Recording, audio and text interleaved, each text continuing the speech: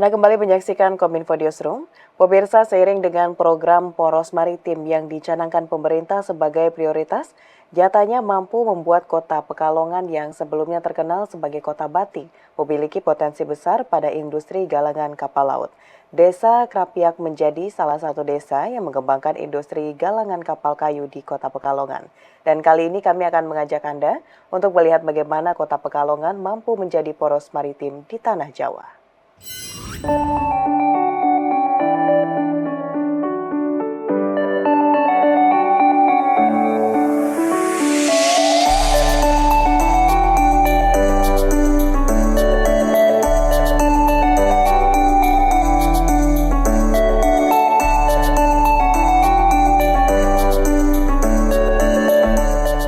Indonesia merupakan negara kepulauan terbesar yang memiliki lebih dari 17.000 pulau dan memiliki garis pantai sepanjang 81.000 km.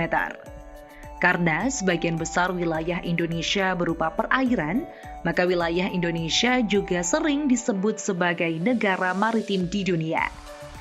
Seiring dengan program poros maritim yang dicanangkan pemerintah sebagai prioritas, Kota Pekalongan menjadi salah satu daerah yang memiliki potensi besar pada sektor industri maritim. Kota yang terletak di jalur pantai utara Jawa yang menghubungkan Jakarta, Semarang, Surabaya ini menjadikannya sebagai kota yang memiliki usaha industri galangan kapal kayu di Indonesia untuk menunjang sarana dan prasarana transportasi laut. Tak banyak orang tahu, selain menjadi kota batik, Pekalongan juga sering disebut sebagai kota maritim Minapolitan.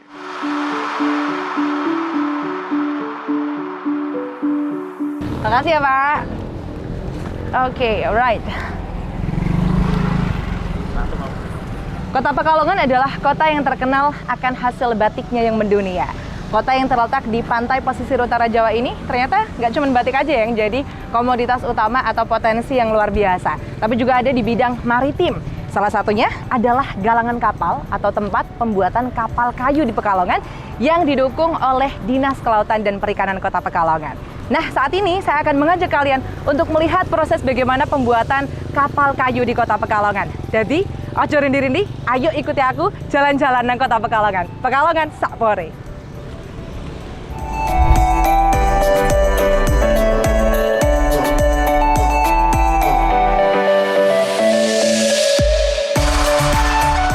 Desa Krapiak, Kecamatan Pekalongan Utara, Kota Pekalongan, menjadi salah satu daerah yang masih aktif dalam mengembangkan usaha di bidang galangan kapal kayu.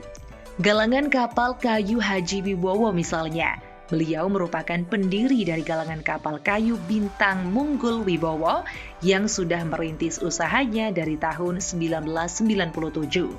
Berawal menjadi seorang tukang dari saudagar Cina selepas sekolah menengah atas, nyatanya Haji Bowo mampu membuat usaha galangan kapal kayu di tanah kelahirannya dan menjadikan sumber rezeki bagi masyarakat sekitar, serta menjadikan Pekalongan sebagai bukti nyata bangkitnya industri maritim di tanah Jawa. Nah, saat ini saya sedang berada di galangan kapal tentunya bersama Pak Haji Bowo selaku pemilik galangan kapal di Desa Krapiak ya Pak ya. Assalamualaikum Pak. Waalaikumsalam warahmatullahi wabarakatuh. Apa kabar? Baik, Alhamdulillah. Sehat, Oke, Pak, makasih banyak sudah meluangkan waktu ya untuk ngobrol-ngobrol di sini. Ya, sama-sama. Oke Pak, saya pengen tanya-tanya soal galangan kapal, terutama milik Bapak ini. Awal mula Bapak punya bisnis ini tuh seperti apa sih dan kapan? Kita mau tadinya kan itu awal-awal kita kan kerja ya. Istilahnya setelah lulus dari sekolah menengah, kita ambil jurusan teknik, tapi sebenarnya jurusan kita bukan perkapalan, teknik listrik gitu loh, instalasi listrik. Iya. Tapi semua kan tergantung pada keniatan kita ya.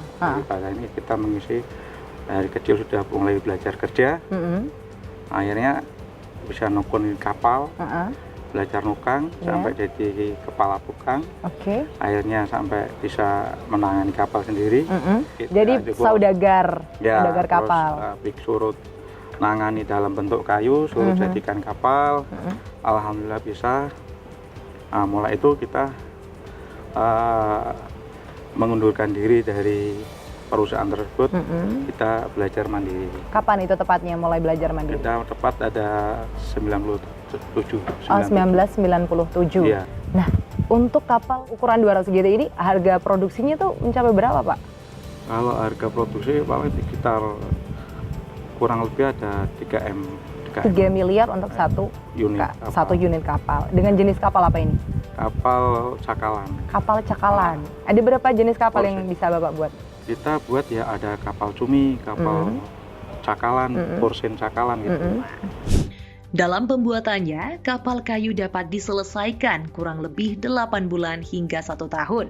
Yang menjadikannya lebih menarik disaksikan karena proses pengerjaannya masih dilakukan secara manual, tradisional, dan di tempat terbuka. Selain memaksimalkan proses pembuatan badan kapal, perlengkapan pendukung seperti sekoci kapal merupakan salah satu jenis perlengkapan yang harus ada di dalam kapal laut. Karena mengingat perannya begitu penting sebagai penolong di keadaan darurat untuk para awak dan penumpang kapal. Dalam 1 tahun ini ada berapa kapal yang bisa Bapak produksi? Ya kurang lebih ada 5-an lebih. Ada 5 lebih 1 tahun. Ya. Dengan waktu pengerjaan satu kapal ini 3 bulan. 3 bulan sampai 4 bulan. 3 sampai 4 bulan. Itu secara serentak 5 langsung atau bertahap? Ya gimana? bertahap. Misalkan mbaknya pesan 1, nanti masnya ada masuk lagi. Terus masuk lagi jadi berdadan. Oh, gitu. Kita turun nanti masuk lagi. Masuk gitu. lagi. Gitu. Oke, Kayak jadi- kemarin sampai ada 2 tempat di daerah Panjang kita kontrak tahan untuk bikin juga di situ produksi kan gitu. Udah turun ya turun-turun, kalau udah jadi kan turun-turun semua. Iya. Nah, gitu. Nah, ini kan berarti menyerap banyak tenaga kerja, Pak ya? Iya. Bapak total menaungi berapa orang untuk bekerja di sini? Kurang lebih ada 120-an lebih Mbak tenaga kerja. Itu background-nya nelayan atau gimana, Pak? Background-nya kan tukang Mbak. Tukang. Basicnya tukang. Basicnya tukang ya? Nah, basicnya kita tukang semua. Yang Oh, pertama gitu. itu Oke. daerah Trenggalek yang kita Jawa Timur itu. Terus Batang, wilayah kita sendiri.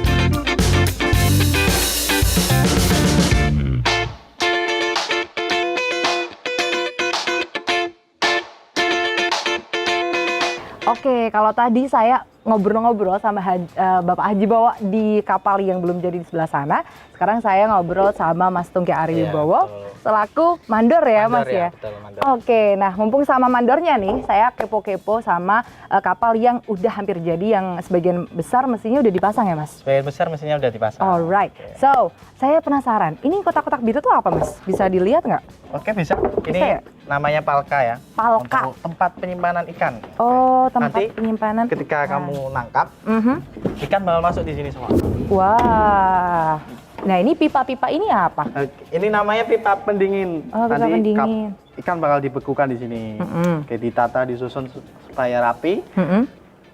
Kapal bisa matanya. Oke, berarti ini pipa-pipa nyalurnya kemana, Mas? Ini nanti nyalurnya ke dalam ya. Ke sana. Oh, ke dalam. Bisa Ini lihat nggak? ada solar. Ada apa? Sorry. Heeh. Keran. Heeh. Nanti keran nyalur ke Mycom. Mycom, mesinnya. mesin Oke, pendinginnya itu. Wah, ini satu mesinnya berapa, Mas, pendinginnya? Berapa mahal ya? Mahal.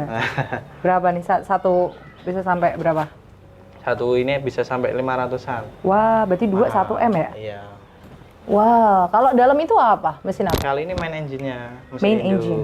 Untuk penggerak kapal? Penggerak kapal, untuk penggerak propeller. Kalau kuning-kuning ini apa? Kondensor. Makanya freon, freon ya, Bang.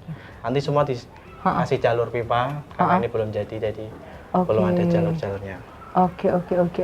Butuh uji coba dulu nggak sih? Kalau udah terpasang semua? Kalau udah terpasang semua nanti tetap aja ada yang namanya setrail. Oh. Uji laut juga. Uji Semua laut mesti gitu. Jadi dicoba. kayak mobil test drive gitu Test drive ya. juga Kalau ada. ini kapal juga ada. Seiring terus berkembangnya galangan kapal di Kota Pekalongan, peran pemerintah daerah juga turut berperan aktif dalam memperluas jangkauan galangan kapal hingga keluar daerah. Sugio selaku Kepala Dinas Kelautan dan Perikanan telah menjalin kemitraan dan menyediakan lahan produksi untuk memfasilitasi sebagian galangan kapal kayu di Kota Pekalongan. Dengan tingginya potensi sumber daya perikanan dan didukung peningkatan jumlah armada kapal perikanan tangkap, maka harus diimbangi dengan pengembangan galangan kapal, khususnya di Desa Kerapia, Kecamatan Pekalongan Utara, Kota Pekalongan. Upaya pemerintah Kota Pekalongan dalam meningkatkan produksi galangan kapal di Kota Pekalongan, saat ini kami sudah merencanakan satu lahan untuk mereka berproduksi. Jadi kita punya lahan di namanya Pantai Selamaran, Sepucung ya. Itu kita sediakan untuk mereka, dan hari ini mereka kita ajak untuk berkunjung ke lokasi tersebut untuk memilih lokasi yang paling tepat, di mana yang paling tepat untuk memproduksi kapal atau membuat galangan kapal.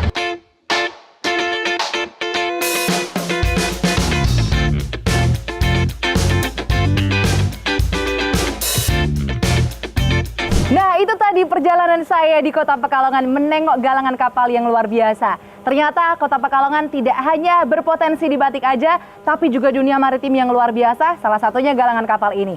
Dan semoga dengan kemitraan dengan Dinas Kelautan dan Perikanan Kota Pekalongan, galangan kapal semakin berjaya ke depannya dan mengembalikan kejayaan seperti dahulu kala. Itu tadi perjalanan saya luar biasa, Pekalongan Kota Batik, Kota Maritim, Sapore. Siap!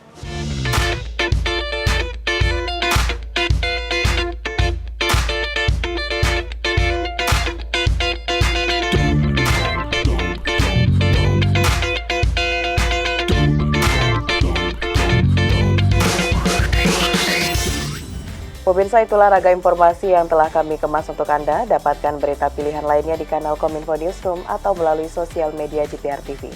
Saya Mona Azhari-Nisak, mewakili kerabat kerja yang bertugas, mengucapkan terima kasih atas partisipasi Anda. Selamat malam dan sampai jumpa.